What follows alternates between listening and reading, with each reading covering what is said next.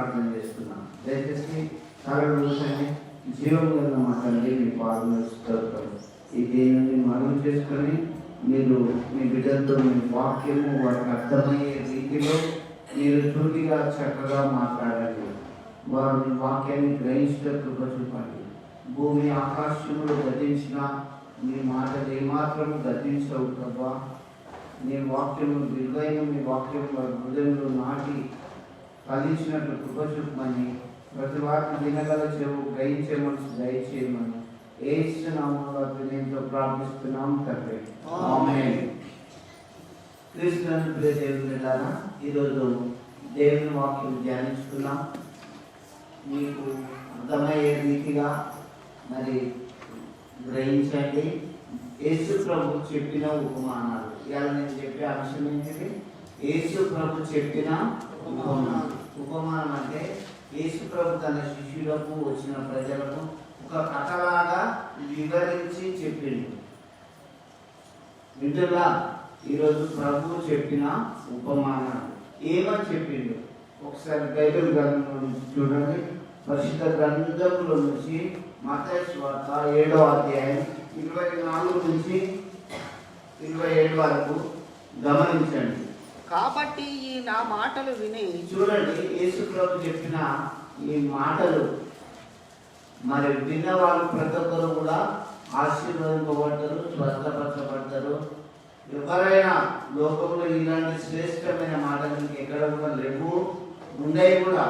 అందుకే దేవుని మాటలు ఇవి దొరికిన వారికి జీవం, సర్వ శరీరానికి ఆరోగ్యమని బైబిల్ చెప్తుంది. అందుకే యేసు ప్రభు ఒక ఉపమానం చెప్తుంది. ఈ ఉపమానం ఏంటంటే 2 ఇళ్ళ గురించి చెప్తాడు. నువ్వు ఎలాంటి ఇల్లు కట్టుకున్నావో మీరు చూసుకోండి. నీ ఇల్లు ఎలా నిర్మింపబడుతుందో చూడండి. కాబట్టి యేసు ప్రభు చెప్పే ఈ ఉపమానం ఏంటంటే గమనించండి. చదువు. కాబట్టి ఈ నా మాటలు విని. వాటి చొప్పున చేయు ప్రతి వాడును బండ మీద తన ఇల్లు కట్టుకున్న బుద్ధిమంతుని పోలి ఉండును.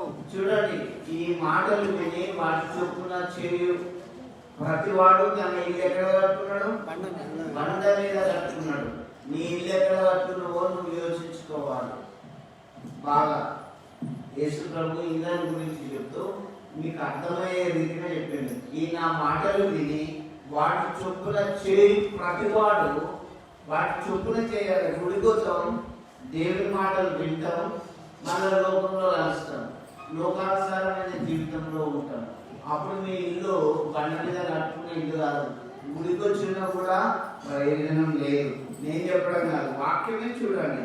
ఈ నా మాటలు విని వాటి చొప్పున చేయి ప్రతివాడు తన ఇల్లు బండ మీద కట్టుకున్న బుద్ధిమంతుని పోలియుడును. దేవుని మాటలు కొంతమందికి వేరే మాటలే అనిపిస్తాయి. స్ట్రిక్ట్ గా ఉన్నప్పుడు రూల్స్ పాటించడం కష్టమవుతుంది. ఇరుకైన మార్గం దేవుడు చెప్పేది ప్రతిదీ ఖచ్చితం, స్వచ్ఛమైన మార్గం. అందుకే ఈ నా మాటలు విని వాటి చొప్పున చేయు ప్రతివాడు అని రాబడ్డది. నువ్వు దేవుని గుడికి వస్తావు, దేవుని వాక్యానుసారంగా ప్రవర్తిస్తున్నావా లేదా మనం యోచించుకోవాలి. అప్పుడు నీ ఇల్లు ఎలా కట్టుకున్నావో నీకు నువ్వు తెలుసుకో. నా మాటలు నీ వాటి చొప్పున చేయి ప్రతివాడు ఇల్లు బండ మీద కట్టుకున్న బుద్ధిమంతుని పూరి ఉన్నది. అసలు బుద్ధిమంతునివా? దేవుని వాక్యము దేవుని మాటల ప్రకారంగా నీ ఇల్లు కట్టుకున్నావా లేదా? దయచేసి మీరు యోచించుకొని ఆలోచించుకోండి. నీ ఇల్లు ఎక్కడ కట్టుకున్నావు? దేవుడు క్రీస్తు అనే బండ మీద నీ ఇల్లు కట్టబడితే నువ్వు బుద్ధిమంతుని అని నేను మీకు చెప్పగలను. వాన కురిసెను, వరదలు వచ్చను, గాలి విసిరి ఆ ఇంటి మీద కొట్టెను గాని. చూడండి, గాలి దుమారం వచ్చింది, గాలి విసిరి కొట్టింది. అంటే జీవితంలో కష్టాలు, శ్రమలు, రోగాలు అన్నీ వస్తాయి. ఏంది ఇలా గుడిపోతేనే వస్తాయి రోగాలు, లేకుంటే రావా? ఎప్పటికైనా ఎవరికైనా వస్తాయి మానవ జీవితంలో ఖచ్చితం. కానీ నేను ప్రభు వాక్యాన్ని బట్టి చెప్తున్నా, క్రీస్తు అనే బండ మీద నువ్వు కట్టబెడితే నీ ఇల్లు క్రీస్తు అనే వాక్యం మీద నీవు గుణాతీసి ప్రభు వాక్యానుసారంగా మీ ఇల్లు ఉంటే, మీ కుటుంబం ఉంటే, వానకుని వరదలు కానీ, తుఫాను కానీ, రోగాలు కానీ, మరణాలు కానీ, ఇది 70 ఏళ్ల యాత్రే. ఎవరు ఎంతమంది ఫీల్ అయినా, ఎంత చర్చికి వచ్చినా రాకున్నా 70-80 ఏళ్ళ చాప్టర్ క్లోజ్ కావాలి. అనాది కాలంలోనే దేవుడు చెప్పిండు, ఓ మనిషి నిన్ను నేను నేల నుంచి తీసినా నువ్వు నేల పాలైపోదు అని చెప్పలేదా? నేను ఇంకా బాగా చాలా ఏళ్ళు బతుకుతానే ఫీలింగ్ ఎవరికి ఉండదు. నువ్వు 10 మందిని కన్నా ఒక్కరిని కన్నా అనకున్నా ఈ 70 ఏళ్ళ చాప్టర్ క్లోజే. అందుకే దేవుని మాటలు బాగా తెలుసుకోండి. దేవుని మాటలు విని వాక్యానుసారంగా ప్రవర్తించాలని మీ ఇల్లు క్రీస్తు బండ మీద కట్టబడ్డదా లేదా యోచించుకో. అయితే గాలి దుమారం వచ్చిన బండ మీద కట్టబడ్డ ఇల్లు పడలేదు. క్రీస్తులో ఉంటే ఈ లోకంలో కొన్ని కష్టాలు, శ్రమలు, ఇబ్బందులు వచ్చినా ప్రభు నిన్ను క్షేమంగా నడిపిస్తాడు. ఎందుకంటే క్రీస్తు వాక్య ప్రకారంగా, దేవుని మాటల ప్రకారంగా ప్రవర్తించడం. రేపు దేవుడితో అయినా చెప్పొచ్చు, ప్రభా ఆదివారం వచ్చినప్పుడు అయ్యా నేను క్రమంగా చర్చికి వెళ్ళగలరా, నాకు పరలోకం ఇయ్యవా అని అడగవచ్చు. తప్పు చేయనప్పుడు గుర్తు రావచ్చు. అవునా? తప్పు చేసినప్పుడే ఫేస్ వాల్యూ కళ తప్పుతుంది ముఖంలో. నేను తప్పు చేసి నేను పవిత్రులు అనుకుంటే కట్టదా? అందుకే దేవుని వాక్యానుసారంగా క్రైస్తవులమైన మనం నడవాలి, నడుచుకోవాలి. గుడికి వస్తున్న మనం క్రీస్తు అనే బండ మీద మన ఇల్లు కట్టుకోవాలని వాక్యం మనకు చెప్తూ యేసు ప్రభు ఈ ఉపమానం చెప్పాడు. నీ ఇల్లు ఎక్కడ కట్టబడ్డది? బండ మీద కట్టబడ్డదా లేదా? యోచించుకో క్రైస్తవా. ఇంకా దాని పునాది బండ మీద వేయబడెను గనుక అది పడలేదు. మరియు ఈ నా మాటలు విని వాడి చొప్పున చేయని ప్రతివాడు, చూడండి, ఈ మాటలు విని వాడి చొప్పున చేయని ప్రతివాడు, దేవుని వాక్యం వింటూ వాడి చొప్పున చేయని ప్రతివాడు ఎక్కడున్నది? ఇసుక మీద తన ఇల్లు కట్టుకొనిన బుద్ధిహీనుడు పోలి ఉండును. ఇసుక మీద ఇల్లు కట్టుకొనిన బుద్ధిహీనుడు పోలి ఉండేది. ఆదివారం పరిశుద్ధ దినమని లేదా దేవుని వాక్యానుసారంగా మీరు ప్రవర్తించకపోతే, ఈ మాటలు విని వాటి చొప్పున చేయకపోతే నీ ఇల్లు ఎక్కడున్నది? ఇసుక మీద. ఇసుక మీద పునాది తీసి కట్టుంటారా? పునాది ఎత్తుకు వచ్చిన ఆకే తీసుకుంటారు ఇల్లు కట్టడం. మరి వాక్యం విని గుడికి వచ్చి మళ్ళా దేవుని వాక్యాన్ని పక్కన పెట్టి మీ ఇష్టానుసారమైన ఆచారాలు, పద్ధతులు మీరు పాటిస్తే మీ ఇల్లు మరి ఇసుక మీద కట్టాలన్నట్లే ఉంటుంది. ఈ నా మాటలు విని వాటి చొప్పున చేయని ప్రతి వారు ఇల్లు ఇసుక మీద కట్టబడినట్లు ఉన్నదని వాక్యం మనకు యేసు ప్రభు 2:20 గురించి చెప్తాను. ఎందుకు? ఈ ఇల్లు ఎలా కట్టబడ్డది, ఎక్కడ కట్టబడ్డది? బండ మీద కట్టబడ్డదా లేదా క్రీస్తు అనే బండ మీద కట్టబడితే పర్వాలేదు, లేకపోతే ఇసుక మీద కట్టబడితే లోకంలో కొన్ని శ్రమలు, రోగాలు రాగానే దేవుడి నుంచి తప్పిపోతాం. అందుకే ఇళ్ళను చూపిస్తూ ఉపమానం చెప్పిండు. అయ్యా క్రైస్తవ, మీ ఇల్లు నిజంగా క్రీస్తు అనే బండ మీద కడితే చక్కగా ప్రార్థన చేసుకో, వాక్యంలో నిన్ను ప్రభు చెప్పినట్టు నా మాటలు విని వాటి చొప్పున చేయాలని చెప్పిండు. పరిశుద్ధ దినం అంటే దేవుని మందిరానికి రావాలి. దేవుడు పర్యాటనలు ఇచ్చినప్పుడు విశ్రాంతి దినాన్ని పరిశుద్ధంగా ఆచరించటకు జ్ఞాపకం చేసుకోమన్నాడు. జ్ఞాపకం లేదా మీకు? చాలా మంది ఆదివారం అనగానే ఇలా ప్రతి ఎమర్జెన్సీ ఈ రోజు ఈ రోజు ఫంక్షన్స్ పెట్టుకుంటారు. నేను ఒకటే చెప్తున్నా, నువ్వు నిజంగా నా మాట మీద కాదు, దేవుని వాక్యం మీద తెలుసుని దేవునికి భయపడ్డ వాళ్ళైతే భూమి మీద కొంతకాలం ఇంకా స్థిరంగా ఉంది క్రీస్తు అనే బండ మీద మీరు నిలిచిన వాళ్ళైతారు. ఈ నా మాటలు విని వాటి చొప్పున చేయని వారు ఇసుక మీద కట్టబడిన ఇల్లు వాళ్ళే ఊడిపోతారు. కొన్ని వంశాలు అయితే మనం చూస్తున్నాం, మీకు కూడా తెలుసు. కొంతమంది రాళ్ళు ఉన్నారా? చూడండి, ఎంతో మంది కాలంలో కాల గర్భంలో కలిసిపోతుంది. వీళ్ళారా దేవుని వాక్యం వినండి, నమ్మండి, ఇది స్థిరమైంది. ఎప్పుడున్నా మనం మట్టి కావాల్సిందే. అయ్యో మంచోడు, అయ్యో మంచిది, వాళ్ళ ఎవరైనా పోవాలి. కానీ ఉన్నప్పుడు దేవుని వాక్యం ప్రకారంగా నడతాం. ప్రభు తిరిగి వస్తే ప్రభు ఆయనలో కలిసిపోదాం, అంతే. అందుకే క్రైస్తవ, నీ ఇల్లు ఎలా కట్టబడ్డది? బండ మీద కట్టబడ్డదా, ఇసుక మీద కట్టబడ్డదా? మీరు యోచించుకోవాలి. ఈ ఉపమానం యేసు ప్రభు చెప్పింది. ఇంకొక ఉపమానం కూడా చెప్పింది మన క్రైస్తవులకు అర్థం కావడానికి. మత్తయి సువార్త 13వ అధ్యాయం తీసుకోండి. ఆ, ఆ.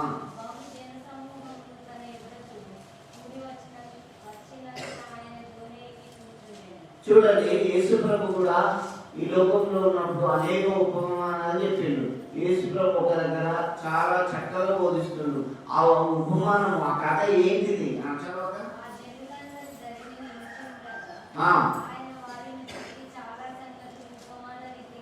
చాలా సంగతులు వాళ్ళకి అర్థమయ్యే రీతిగా ఉపమాన రీతిగా కథలు చెప్పి ఇప్పుడు ఒక 2 ఇళ్ళ గురించి చెప్పిండు. మీరు దేవుని మాటలు వింటే మరి బండ మీద కట్టుకున్నట్టు, వినకపోతే ఇష్టంగా కట్టుకున్నట్టు చెప్పిండు. ఇంకో ఉపమానం కూడా చెప్తాడు కదా, ఏంటిది? ఎట్లనగా మనం అందరము ఊర్లలోనే ఉంటాం. మనకు పల్లెటూళ్ళ గురించి బాగా తెలుసు, విత్తనాల గురించి కూడా తెలుసు. ఇదిగో విత్తువాడు విత్తడానికి చేతిలోకి వెళ్ళిండు. చూడండి, వాడు విత్తుచుండగా కొన్ని విత్తనాలు త్రోవ ప్రక్కన పడ్డాయి. ఇప్పుడు నువ్వులు అలుపుకొని మనం ఒక్కరికి చెప్తాం, కొన్ని విత్తనాలు అలుపుచున్నప్పుడు త్రోవ పక్కన కూడా కొన్ని ఎగిరిపోయి పడతాయి. అయితే చూడండి, త్రోవ పక్కన పడ్డ గింజలను, విత్తనాలను పక్షులు వచ్చి మింగి వేసినాయి. కొన్నేమో రాతి నేలల, మన్ను తక్కువ రాతి నేలల కొన్ని పడ్డాయి. మన్ను లోతుగా ఉండనందున మొలిసింది కానీ వెంటనే ఎండిపోయింది.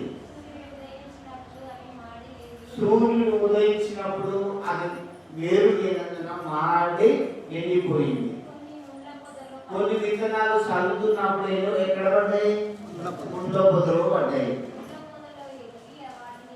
ముళ్ళ పొదలలో పడ్డాయి కాబట్టి అవి ఎదుగుతున్నప్పుడు ఆ ముళ్ళు పట్టి అలసి లేచినాయి.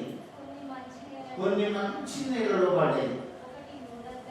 ఒకటి 100 ఒకటి 60 ఒకటి 30 ఫలించి. నేను మీకు ఒకటి చెప్తున్నా. ఇప్పుడు 3 విత్తనాలు 3 రకాలుగా పడ్డాయి. కొన్ని 4 విత్తనాలు, ఒకటి త్రోవ ప్రక్కన పడ్డాయి, ఒకటి రాతి నేలలో పడ్డాయి, ఒకటి ముళ్ళ పొదలలో పడ్డాయి, ఇంకొకటి మంచి. ఇప్పుడు ప్రతి క్రైస్తవులు మీరే ఆలోచించుకోండి. నువ్వు ఒక విత్తనం అనుకో, విత్తనం అంటే దేవుని వాక్యం. నీలో ఎక్కడ పడ్డది? నువ్వు ఫలిస్తున్నావా? అంచులేయబడ్డావా? నీలో ఉన్న వాక్యం సైతాన్యతమైందా? మీరు యోచించుకోవాలి. మంచి నేల పడ్డ విత్తనాలు మరి 30 60 100 ఫలించింది. నువ్వు ఎలా ఫలిస్తున్నావో మీరు యోచించుకోవాలి.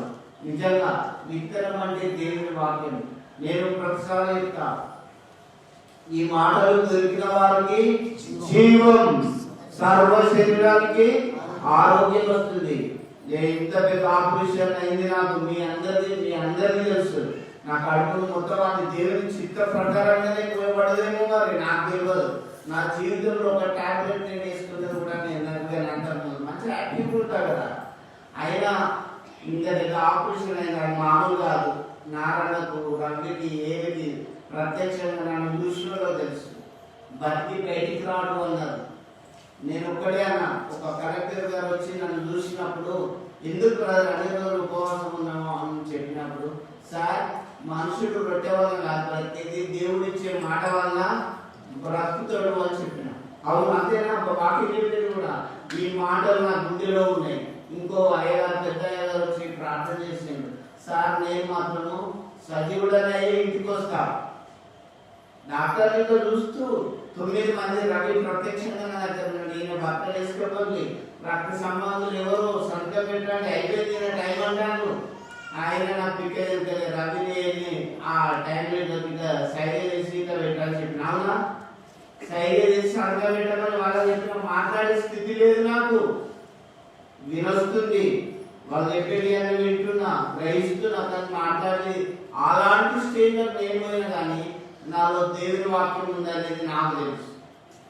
నాలో దేవుని వాక్యం ఉందని తెలుసు. నేనే చెప్తున్నా, ఈ విత్తనం అంటే దేవుని వాక్యం. కష్టాలు, శ్రమలు, బాధలు, దుఃఖాలు, వేదనలు వస్తాయి. వచ్చినప్పుడు మన బంధువులు రారు, నానే వాళ్ళు నా దగ్గరికి రాలేదు. నేను మీకు చెప్తున్నా కదా, రవి, ఏవి, నారాయణ మన సంఘస్థులు వచ్చిండు, ఆ విశ్వాసులు డెలివర్స్ చూసేటానికి వచ్చిండు కృష్ణగిరి. ఎందుకు మీకు ప్రభు వాక్యాన్ని బట్టి చెప్తున్నానంటే, విత్తనం అనేది లోతుల పడ్డదా మరి బండ మీద పడ్డదా? నీలో దేవుని వాక్యం ఉంటే నువ్వు ఇప్పుడు నేను చెప్పే దాన్ని బట్టి కొంతమంది స్థిరపరచబడి ప్రభునందు గట్టిగా ఉంటారు. కొంతమంది దేవుని వాక్యం విత్తనాలను తీసుకొని కథ చెప్తుంటే ప్రభు ఇలా విత్తేవాడు విత్తుచున్నప్పుడు కొన్ని విత్తనాలు ఎక్కడ పడ్డాయి? త్రోవ పక్కన పడ్డాయి. నా మాటలు వింటారు కొంతమంది, అవి విని అప్పుడే మర్చిపోతారు. సాధారించి త్రోవ పక్కన పడ్డ విత్తనాలను ఏం చేస్తాయి? పిట్టలు వచ్చి వినిపోతాయి, అవునా? ఇంకో కొన్ని విత్తనాలు విత్తుచున్నప్పుడు అవి లోతుగా దున్నకపోతే బండ మీద పడ్డ విత్తనాలు కొద్ది మంది ఉంటుంది కాబట్టి మొలిచి ఆ సూర్యుడు ఉదయించగానే వేరు ఎక్కువ పోదు కదా, ఎండిపోతాయి. ఇప్పుడు నా మాటలు వింటారు, దేవుని వాక్యం వింటారు, కొద్దిసేపు అబ్బా దేవుని వాక్యం మంచిది అంటారు, మన వెంటనే మర్చిపోతారు. ఇంకా కొన్ని విత్తనాలు ఇట్లా విత్తుచున్నప్పుడు ముళ్ళ పొదలు పడిపోతాయి. మీకు తెలుసు, విత్తనాలు విత్తేటప్పుడు కొన్ని విత్తనాలు మరి కంప చెట్లలో అందులో పడ్డప్పుడు అందులో మొలుస్తాయి, కానీ ఆ కంప ఆ చెట్టు వాటిని అలసిపోయడంతో నీళ్ళు ఎక్కువ ఎదిగాయి. ఇప్పుడు చాలా మంది గుడికి వస్తుంటారు, కానీ నిజంగా ఆత్మతో ప్రార్థన చేయలేకపోతున్నారు. వీడికి వచ్చి దేవుని భక్తిగా ప్రార్థన చేయలేకపోతున్నారు. వీడికి వచ్చి మరి ప్రభుత్వం కలిసి ముఖాముఖిగా ప్రభుత్వం మీ బాధలు పంచుకోలేకపోతున్నారు. ఎందుకు? శ్రమలు, రోగాలు, సమస్యలు ఇలా అణిచిపెట్టాయి. చీకబడని ఆ దైవ శక్తులని ఇవన్నీ మీకు ఎదురుకుండా చేస్తున్నాయి. నేను ఒకటే చెప్తున్నా, మరి కొంతమంది అలాంటి వాళ్ళు ఉన్నారు. మరి ఇంకా దేవుని వాక్యం విని వాటి చొప్పున చేసేవాడు ఎట్లున్నాడు? 30 ఫలించిండు. అంటే మంచి నేల పడ్డ వాళ్ళు 30 60 100 ఫలించిండు. ఇక్కడ కులగట్టు కానీ, ఇక్కడ ఏ భేదాలు కానీ, ఏ రోగాలు కానీ, ఏ అణిచివేతలు కానీ, ఇక్కడ ఏ ఉన్నా కూడా అది మంచి నేల పడ్డ విత్తనం కాబట్టి అది ఎదిగి ఫలించింది.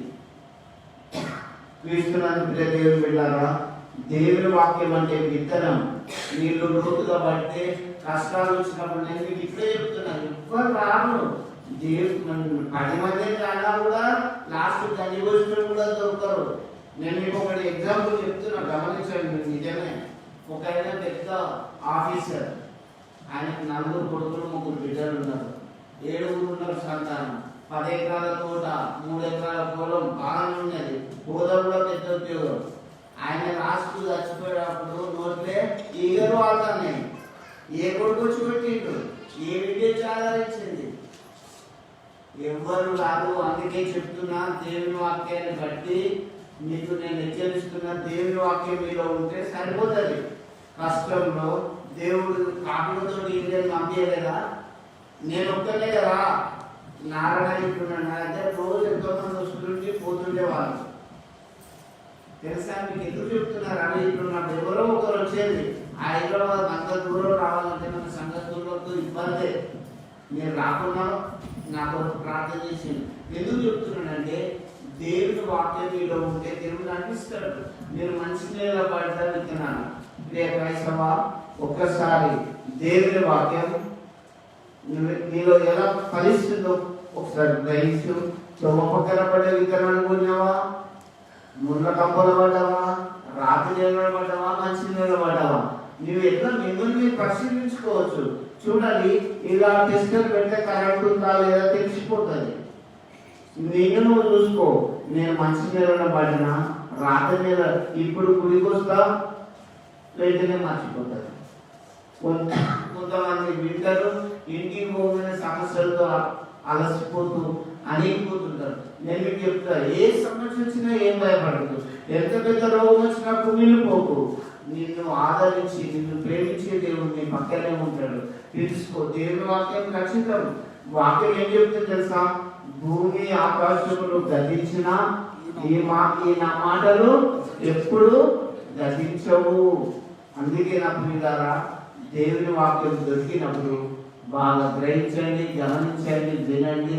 మీ హృదయంలో మీ హృదయం అనే పలక మీద రాసుకోండి దేవుని వాక్యం. పాపా పగటి నిద్ర వస్తే నీ హృదయం అనే పలక మీద రాసుకో. ఇవి దొరికిన వారికి జీవం, సర్వ శరీరానికి ఆరోగ్యం వస్తుందని వాక్యం చదివిస్తుంది. ఇప్పుడు నేను ఎందుకు చెప్పాను? మంచి ఇల్లు మరి బండ మీద కట్టబడే ఇల్లు, ఇసుక మీద కట్టబడే ఇల్లు. నీ ఎట్లా కట్టబడదో మీరు చూసుకోండి. నేను చెప్పడం కాదు. శ్రమలు కష్టాలు వస్తాయి. అవును, నా దేవుడు క్రీస్తునే నేను నమ్ముకుంటా, ఆ బండ మీద నేను కట్టుకుంటానే స్థిర నిర్ణయం ఉంటే పరలోకం కూడా మీకు దొరుకుతుంది. ఇప్పుడు విత్తనాలు 4 రకాలు చెప్పారు. ఏ విత్తనాన్ని కూడా మీరే చూసుకోండి. కాబట్టి ప్రభు చెప్పిన ఉపమానాలు నేను చెప్పిన ఇంకొక ఉపమానం చెప్పి నేను ముగిస్తాను. లూకా సువార్తలో చూడండి, ప్రభు చాలా ఉపమానాలు చెప్పిండు. ఈరోజు కొన్ని 3 ఉపమానాలు చెప్తా, వచ్చే వారం 3 ఉపమానాలు చెప్తా, గ్రహించండి. లూకా సువార్త 11వ అధ్యాయం 6 నుంచి 9 వరకు చూడండి. మరియు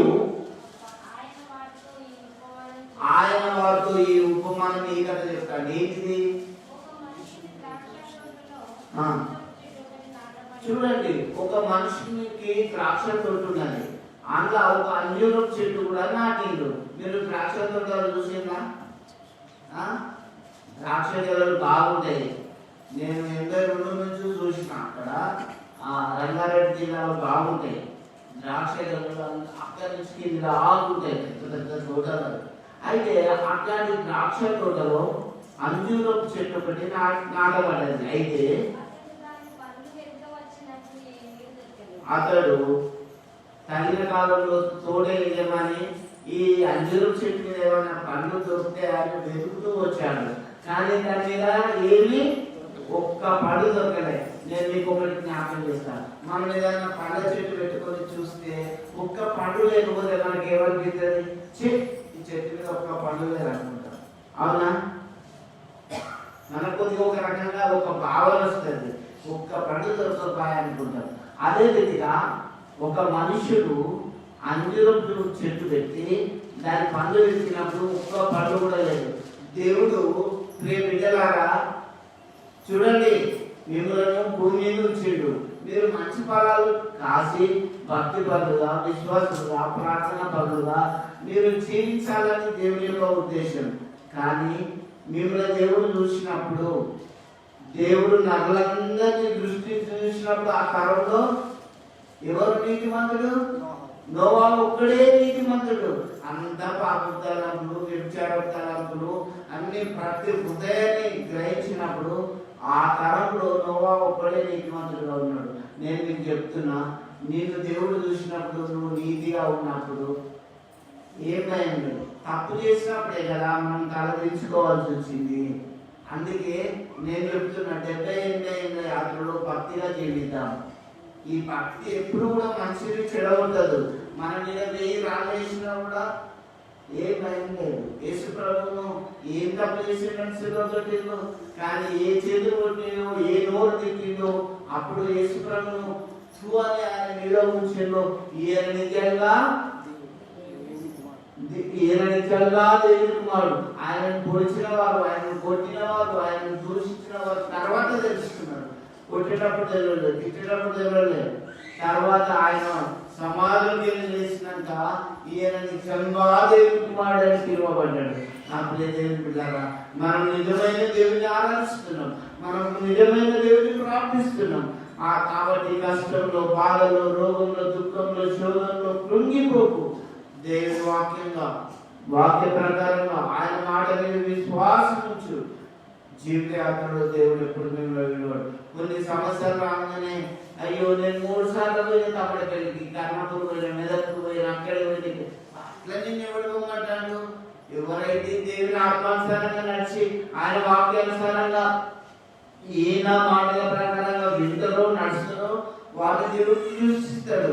నువ్వు ఈ చర్చికి పోయి ఆ చర్చికి పోతే కాదు, నీ హృదయం చక్కగా ఉండాలి. ఇక్కడ నీ ఇంట్లో ప్రార్థించుకున్న దేవుడు వింటాడు. నేను దేవుడు నేర్కో, కర్ణకులో, తమలకో కొమ్మని చెప్తలేడు.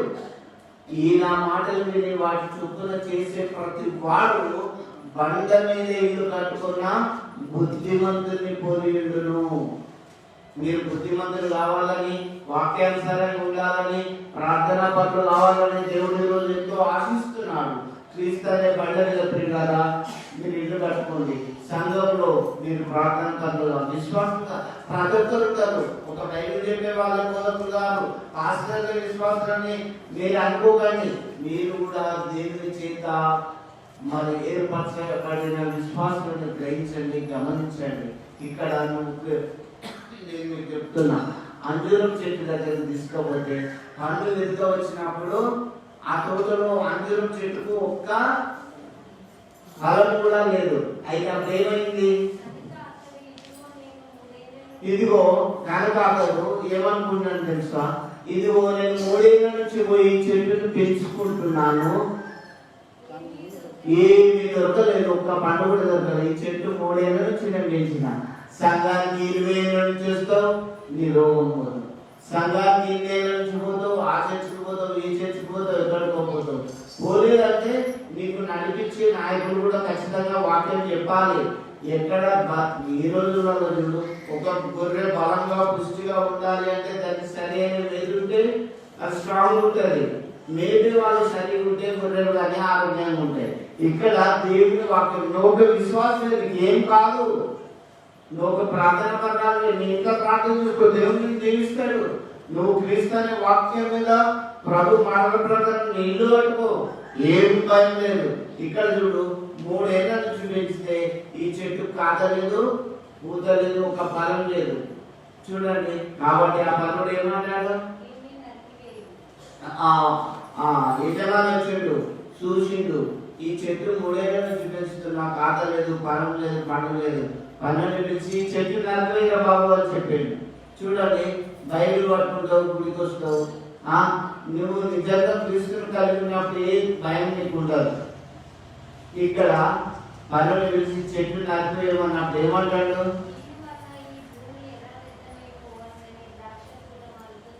అయ్యా, నా భూమి అంతా వేస్ట్ అయిపోతుంది, ఇంకా 3 ఏళ్ళ నుంచి పెట్టిన ఇంత పెద్ద చెట్టు ఇంత ఎడల్పుగా స్ప్రెడ్ అయ్యి వ్యాపించిపోయింది, ఈ భూమి అంతా వ్యర్థమైంది, దీన్ని నరికివేయమని పనులు చెప్పాడు. అయితే అయ్యా అయ్యా దయచేసి ఈ 1 సంవత్సరం నుంచి దాని చుట్టూ మంచిగా కనకం చేస్తా, ఎరువేస్తా, మళ్ళీ నీళ్ళు పెడతా, ఈసారి కాస్తే పర్వాలేదు, లేకపోతే తీసేద్దాం. 1 సంవత్సరం నుంచి అయ్యా నేను మీకు ప్రియులారా, క్రైస్తవ విశ్వాసాల బిడ్డలారా, నేను మీకు చెప్పేది ఏంటంటే 2021 చూస్తుంటే దినాలన్నీ పోతున్నాయి. ఇంట్లో ఇంకా మనం ఇంకొక 2 నెలలు అయితే 2022లోకి పోతాం. సమయం కాలాలన్నీ గతించిపోతున్నాయి. పట్టుకుంటే ఏమి ఎవరైనా పట్టుకుంటే టైం ఆగుతారా? ఆగది, సమయం లేదు.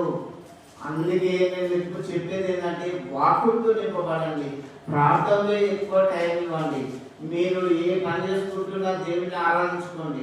మీ మనసు శాంతికరమైన మంచి దేవుని వాక్యంతో నింపబడాలి, మంచి తలములతో ఉండాలి. ఇచ్చిన శ్రేష్టమైన సమయాన్ని గొడవలకు, జవడాలకు, వేస్ట్ పనులు, పాప పనులు చేసుకుని మీరు టైం వేస్ట్ చేయకండి. అయ్యా, ఈ సంవత్సరం నుంచి నెక్స్ట్ ఇయర్ ఇది రాయకపోతే దీన్ని మొదటిగా కొట్టేస్తానని పనివాడు అంటున్నాడు. నా పేరు దేవుని పిల్లారా, నేను దేవుని వాక్యాన్ని చెప్తున్నా, దేవుని వాక్యంతో నింపబడండి. నీ హృదయాన్ని దేవునికి చేసేయా, నన్ను, నా కుటుంబాన్ని, నా పిల్లలను కాపాడండి, మంచి ఆరోగ్యం ఇవ్వండి, మీరు ప్రార్థన చేసుకోండి. అట్లా దేవుడు మిమ్మల్ని ఖచ్చితంగా ఆశీర్వదిస్తాడు, దీవిస్తాడు. నేను మీకు చెప్తున్నా, ఇక్కడికి వచ్చి ఆశీర్వదింపబడే కుటుంబాలు ఎన్నో ఉన్నాయి. నేను ఏదైతే చెప్పా పేరు పెట్టి కూడా చెప్పాను. ఎంతో కష్టంలో, బాధలో ఉన్నప్పుడు దేవుడు ఆదరించలేదా, పరామర్శించలేదా? అవన్నీ నేను చెప్పేది కాదు. దేవుడే దృష్టించి ఇలా చూసిండు. మీరు ప్రభులో మంచి బిడ్డ, ప్రభు ఆశీర్వదిస్తాడు, స్వస్థపరుస్తాడు. నిజంగా చెప్తున్నా, ఈ చెట్టు మీద చూసినప్పుడు ఏ ఒక్క ఖాత లేదు. అయితే పనులు మాత్రం రిక్వెస్ట్ చేశాడు, ఈ 2021 దేవా నా సంఘాన్ని కాపాడు, పిల్లలు కాపాడు, విశ్వాసాలు కాపాడు, వ్యవస్థలో కాపాడని నేను మీ కొరకు ప్రార్థిస్తున్నా. ఎందుకంటే మీరు ఇంకా దేవుల్లో కరెక్ట్ ఎదగకపోతే మీ పరిస్థితి ఏంటి? ఒకసారి యోచించుకో. కంటిన్యూషన్ చేయక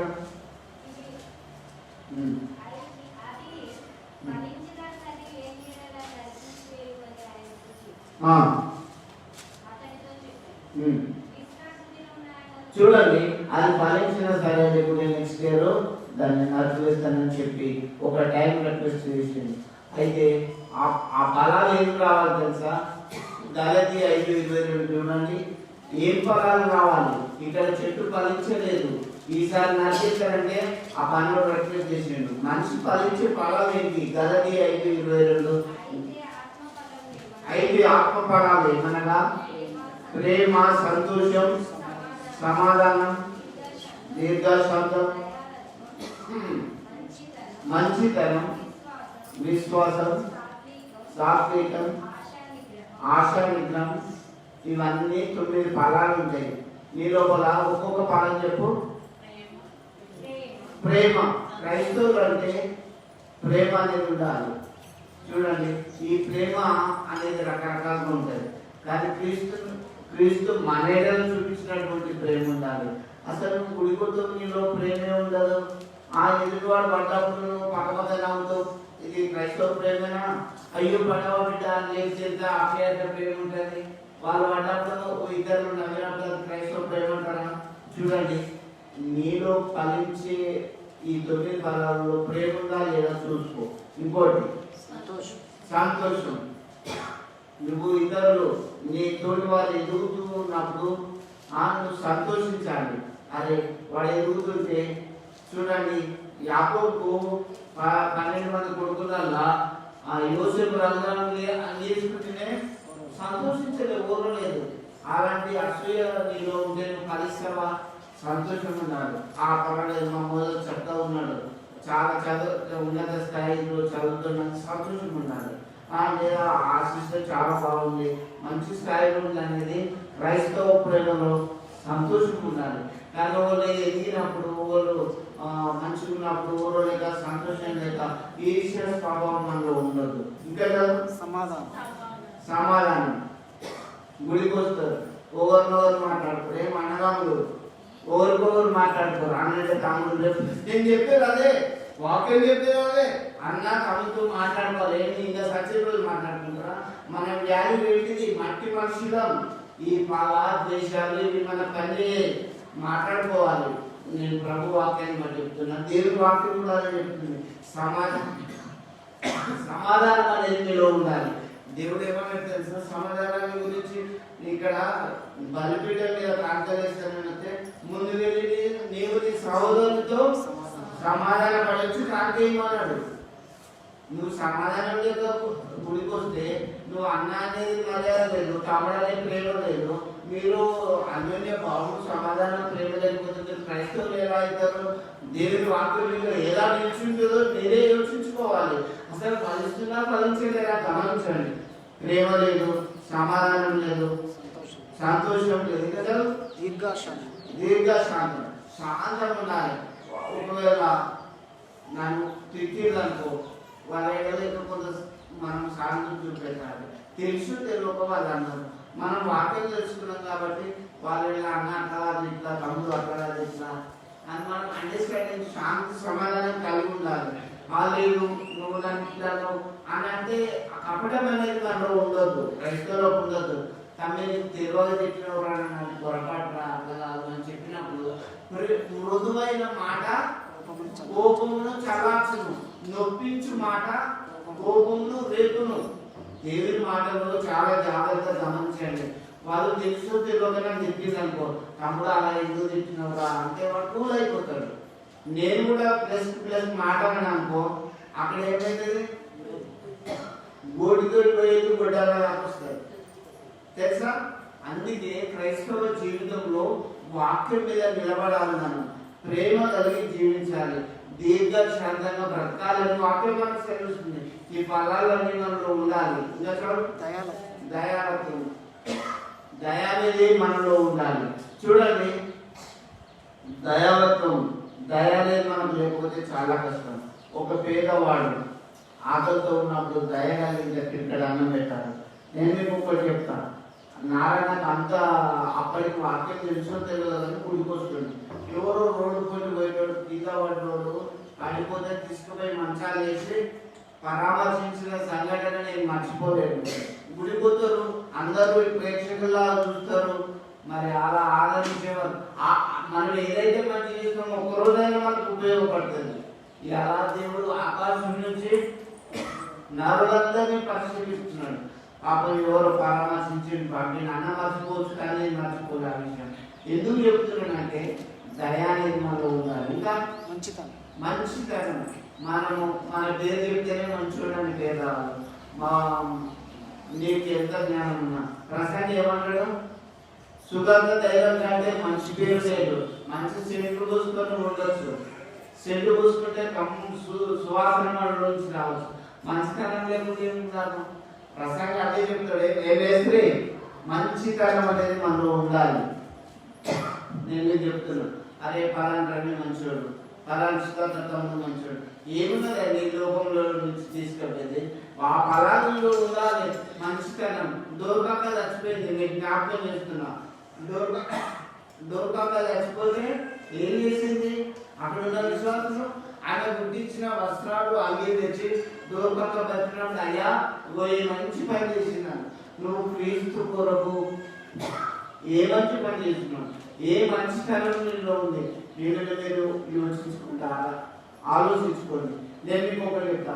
ఏశ్వరం అనే ఇప్పుడు వృద్ధుడైండు, మన మేస్త్రి సుతారాయణ వృద్ధుడైండు. ఆ పైన ఆ సిల్వర్ కాలే కట్టింది. అప్పుడు నారాయణ మేము అందరం అందించినాం. ఎందుకు? వాళ్ళు మర్చిపోవచ్చు ఆ పని, కానీ దేవుని దగ్గర అది ఉన్నది. లోకన్నా అక్కడ సడాన వాళ్ళందరూ తీసుకొచ్చిండు. ఎందుకు? దేవుని పని సిల్వను సేవను అందరూ భరించిండు. అది మంచితనం కాదంటారా? ఎంతో మంది సహకరించిండు. మీరు అందరూ ప్రార్థన చేసిన ఘటావిగా.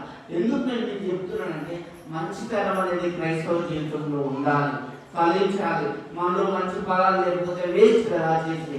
ఆరోగ్యం వస్తాడు, ఎంతో సేవ చేస్తున్నాడు, నేను మెచ్చుకోవడం కాదు, దేవుడు కూడా చూస్తుంటాడు. ఆ కుటుంబాన్ని దేవుడు మర్చిపోతాడా? సర్వీస్ అంటే ఆ దేవుడి విషయంలో చేసినప్పుడు భూమి మీద దేవుడు ఆశీర్వదిస్తాడు. నా ప్రియ దేవుని బిడ్డలారా, దేవుని పరిచర్యలో పాల్పంచుకోండి. ఇప్పుడు నేను కొంతమందిని రిజెక్ట్ చేసిన, నేను ఎవరినైతే రిజెక్ట్ చేసినా అక్కడ కంపే ఉన్నది. అక్కడ నేను చెప్పేది వాస్తవం, వేరు చెప్పాను. ఆ ఇంట్లో కంపే ఉన్నది. దేవుని పరిచర్యలో భాగస్తులు కావాలి. మంచితనం అనేది క్రీస్తులో ఉండి మనం సంపాదించుకోవాలి. కానీ నువ్వు క్రీస్తు దగ్గరకు వస్తావు, ప్రభుని వదిలిపెట్టి అప్పగిస్తే చెప్పండి. ఇక్కడ ఇంకా విశ్వాసం. మనం చూడకుంటే మనం చూడకుంటే దేవుని నమ్ముతున్నాం. నా దేవుడు ఉన్నాడు, ఎప్పుడైనా ఆయన నన్ను కాపాడాలని నమ్మకం మన కుటుంబాలకు కలిగి ఉండాలి. ఆ విశ్వాసం కలిగి మనం ఫలించాలి. ఇంకా సాత్వికం. ఇది చూడండి, గాడిదని ఎంతమంది కొట్టినా అది ఏమని అంటారా? దాంట్లో లేకపోతే ఎక్కడ సాత్వికం. అందుకే యేసు ప్రభు గుర్రాలను మంచి మంచి ఉన్నతమైన వాటిని ఎంచుకొని ఎక్కలే. ఎక్కడెక్కినా గాడిద పిల్ల. యేసు ప్రభు ఆ గాడిద పిల్లని ఎక్కినప్పుడు ఎంత ఘనత వచ్చింది. దాన్ని కింద నడవనియలేదు ప్రజలు. నడవనిచ్చిందా? బట్టలు వేసిండు కింద నడవ. దాన్ని ఎందుకు? క్రీస్తులో ఉన్నాడు. సాత్వికం అనేది మనం చిన్న పిల్లలు కూడా చిన్న కాళ్ళు ఉరికొచ్చినట్టు ఉండాలి. కొంతమంది పిల్లలను తెలుసుకుని ఆప్యాయత ఇట్లా చూడగానే అమ్మో రాను అనుకుంటే అయిపోతుంటారు. ఎందుకు నేను చెప్తున్నానంటే సాత్వికమైన మనసు మనలో ఉండాలి. ఇంకా ఆశానిగ్రహం. మనం దేన్ని కూడా చెడును ఆశించదు. క్రీస్తుని బట్టి ప్రభు వాక్యాన్ని ఎక్కువగా ఆశించి ఆ చెడు ఆశలను వదులుకోవాలి. అది బైబిల్ మనం చెప్తుంది. ఇలాంటి ఫలాలు ఫలించినప్పుడు మనము యేసు ప్రభు చెప్పిండు, నీ ఫలాలు ఫలించాలి. ఇలాంటి ఉపమానాలు. నీ ఇల్లు ఎక్కడ కట్టుకున్నావో ఇప్పుడు నువ్వు యోచించుకో. నువ్వు ఏ చోట పడ్డావో, నువ్వు ఎలాంటి విత్తనమో ఆలోచించుకో. నువ్వు ఫలింపైన అంజూరపు చెట్టువా, ఫలించే అంజూరపు చెట్టువా యోచించుకో. దేవుడి వాక్య భాగమును మీ ఇంటిలో దీవించినాక యేసు ప్రభు చెప్పిన ఉపమానాల్లో 3 చెప్పాను. దేవుడి సిద్ధమైతే నెక్స్ట్ వారంలో ఉపమానాలు ధ్యానిద్దాం. దేవుడి వాక్య భాగమును మీ ఇంటిలో ఆశీర్వదించును గాక. ఆమేన్. ప్రార్థించుకున్నాం. జీవం గల మా తండ్రి స్తోత్రం. నీ బిడ్డలతో ఈరోజు మీ ఉపమానాలు మేము పంచుకున్నాము. ఒక్కొక్క బిడ్డ నీ వాక్యము విని మీలో కట్టబడి ఫలించుట కృప చూపండి తండ్రి. మంచి నేల పడిన విత్తనాలాగా 30 60 100 ఫలించులాగా మమ్మల్ని ఆశీర్వదించండి. మా పరిశుద్ధులైన తండ్రి, ఈ దీన ప్రార్థన ఆలకించి మా ఇందున బలహీనతలన్నీ తొలగించి మంచి మార్గంలో నడిపించండి. ఇదిగో ప్రభా, ఈ దీనిని శివచారులు మనం చేసుకుని మయమొందుమని నిన్న వాక్యాన్ని వారి హృదయంలో భద్రం చేసుకునే భాగ్యం దయచేయమని చేస్తున్నాము ప్రార్థిస్తున్నాము తండ్రి. ఆమేన్.